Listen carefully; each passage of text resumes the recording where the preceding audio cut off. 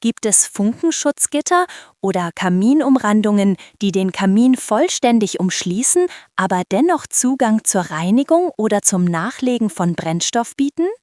Sowohl Funkenschutzgitter als auch Kaminumrandungen können den Kamin vollständig umschließen. Nur Kaminumrandungen bieten jedoch eine Türöffnung, über die Sie Zugang zum Feuer erhalten. Ein Gitter im Netzdesign muss dagegen an einer Seite ausgehängt und aufgeklappt werden. Eine mehrteilige Kaminumrandung ist daher die einfachere und sichere Lösung, wenn Sie regelmäßig Zugang benötigen. Auf der SafeTOTS-Website finden Sie viele hochwertige, sicherheitsgeprüfte vorgefertigte sowie individuell anpassbare Modelle. Sie können uns auch über WhatsApp ein Foto Ihres Kamins senden, unser Team findet die passende Lösung für Ihr Zuhause.